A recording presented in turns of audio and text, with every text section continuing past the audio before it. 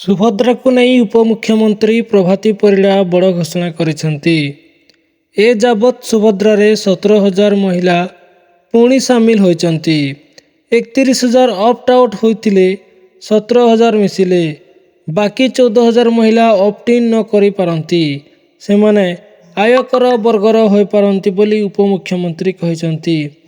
2 ଲକ୍ଷରୁ ଉର୍ଦ୍ଧ୍ୱ KYC update କରିନାହାନ୍ତି। ଚତୁର୍ଥ ପର୍ଯ୍ୟାୟ ପୂର୍ବରୁ କେୱାଇସି ଅପଡେଟ୍ କରିବାକୁ ସେ କହିଛନ୍ତି। ଜାନୁଆରୀ ଶେଷରେ ଚତୁର୍ଥ ପର୍ଯ୍ୟାୟ ପୂର୍ବରୁ କେୱାଇସି ଅପଡେଟ୍ କରନ୍ତୁ ବୋଲି ଉପମୁଖ୍ୟମନ୍ତ୍ରୀ ପ୍ରଭାତୀ ପରିଡ଼ା କହିଛନ୍ତି। ସୁଭଦ୍ରାକୁ ନେଇ ବଡ଼ ସୂଚନା ଦେଲେ ଉପମୁଖ୍ୟମନ୍ତ୍ରୀ ପ୍ରଭାତୀ ପରିଡ଼ା। ଜାନୁଆରୀ ଶେଷ ସୁଦ୍ଧା ସୁଭଦ୍ରା ଯୋଜନାର ପ୍ରଥମ ପର୍ଯ୍ୟାୟର ଚତୁର୍ଥ କିସ୍ତି ଟଙ୍କା ମିଳିବ। ଚଳିତ ବର୍ଷ ମାର୍ଚ୍ଚ 31 ସୁଦ୍ଧା ସୁଭଦ୍ରା ଆବେଦନ କଲେ ବି ଆବେଦନକାରୀ ମହିଳାଙ୍କୁ 2024ରେ ବାକି ରହିଥିବା 2ଟି କିସ୍ତି ମିଳିବ ବୋଲି ପ୍ରଭାତୀ ପରିଡ଼ା କହିଛନ୍ତି। 2025ରେ ମା'ମାନଙ୍କୁ 3 ଥର ମିଳିବ ସୁଭଦ୍ରା ଟଙ୍କା।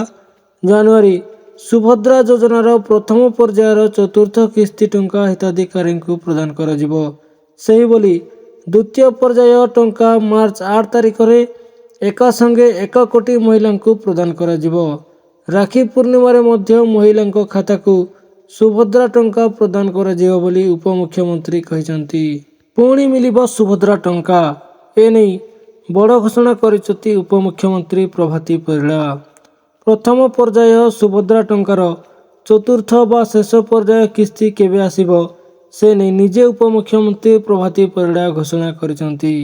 ଆସନ୍ତା ଜାନୁଆରୀ ମାସ ଶେଷ ସପ୍ତାହରେ ହିତାଧିକାରୀଙ୍କୁ ମିଳିବ ପ୍ରଥମ କିସ୍ତିର ଚତୁର୍ଥ ପର୍ଯ୍ୟାୟ ଟଙ୍କା। ଏହି 1 କୋଟି ହିତାଧିକାରୀଙ୍କୁ ମିଳିବ ସୁଭଦ୍ରା ଟଙ୍କା।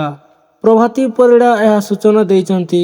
ଏନେଇ ପୂର୍ବରୁ ବି ଘୋଷଣା ହୋଇଥିଲେ ମୁଖ୍ୟମନ୍ତ୍ରୀ ମୋହନ ଚରଣ ମାଝୀ। ସେହିପରି ମାର୍ଚ୍ଚ ମାସରେ ଏକାବେଳେ ଗୋଟିଏ ହିତାଧିକାରୀଙ୍କୁ ମିଳିବ ସୁଭଦ୍ରା ଯୋଜନାର ଦ୍ୱିତୀୟ କିସ୍ତି ଟଙ୍କା। ପ୍ରଥମ ପର୍ଯ୍ୟାୟରେ ଯେଉଁ 1 କୋଟି ମହିଳା ପାଇବେ ସେମାନେ ହିଁ ଦ୍ୱିତୀୟ ପର୍ଯ୍ୟାୟରେ ପାଇବେ ଟଙ୍କା। ଜାନୁଆରୀ ଶେଷରେ ହିତାଧିକାରୀ ମହିଳାଙ୍କୁ ମିଳିବ ସୁଭଦ୍ରା ଯୋଜନା ଟଙ୍କା।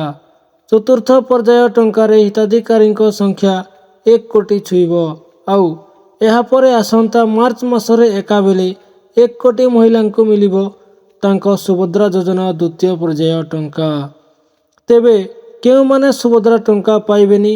ଆବେଦନ କରିଥିଲେ ବି କଟିଯିବ ନା?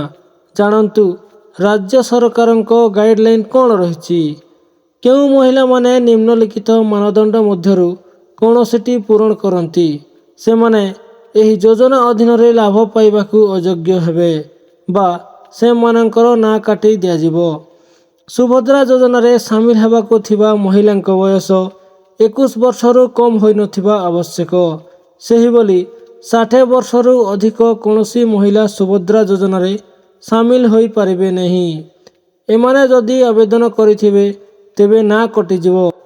ସେହିଭଳି ଯଦି କୌଣସି ମହିଳା ମାସକୁ ମୋଟ 1,500 ଟଙ୍କା କିମ୍ବା ତା'ଠାରୁ ଅଧିକ କିମ୍ବା ବାର୍ଷିକ ମୋଟ 18,000 ଟଙ୍କା ତା'ଠାରୁ ଅଧିକ କୌଣସି ରାଜ୍ୟ କିମ୍ବା କେନ୍ଦ୍ର ସରକାରୀ ଯୋଜନା ତଥା ପେନ୍ସନ୍, ଛାତ୍ରବୃତ୍ତି ଇତ୍ୟାଦି ସହାୟତା ଗ୍ରହଣ କରୁଛନ୍ତି ସେମାନେ ସୁଭଦ୍ରା ଟଙ୍କା ପାଇବା ପାଇଁ ଯୋଗ୍ୟ ବିବେଚିତ ହେବେ ନାହିଁ।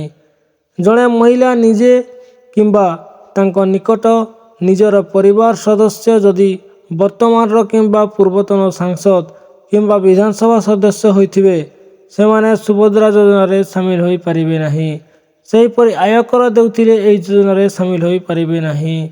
ଭାରତ ସରକାର କିମ୍ବା ରାଜ୍ୟ ସରକାରଙ୍କ ଅଧୀନରେ ଥିବା କୌଣସି ଅଣ୍ଡରଟେକିଂ ବୋର୍ଡ, ସ୍ଥାନୀୟ ସଂସ୍ଥା କିମ୍ବା ସଂଗଠନ ନିୟମିତ ସ୍ଥାୟୀ ଚୁକ୍ତିଭିତ୍ତିକ କର୍ମଚାରୀ ଭାବରେ ନିଯୁକ୍ତ କିମ୍ବା ଅବସର ପରେ ପେନ୍ସନ୍ ଗ୍ରହଣ କରୁଥିବ। ଯଦି ଏହି ଯୋଜନାର ଅନ୍ୟ ସମସ୍ତ ମାନଦଣ୍ଡ ପୂରଣ କରୁଥିଲେ ତେବେ ପାରିଶ୍ରମିକ ଗ୍ରହଣ କରୁଥିବା ସମସ୍ତ କର୍ମଚାରୀ ଏବଂ ଆଉଟସୋର୍ସିଂ ଏଜେନ୍ସି ମାଧ୍ୟମରେ ନିୟୋଜିତ ସମସ୍ତ କର୍ମଚାରୀ ଏହି ଯୋଜନା ଅଧୀନରେ ଯୋଗ୍ୟ ବିବେଚିତ ହେବେ।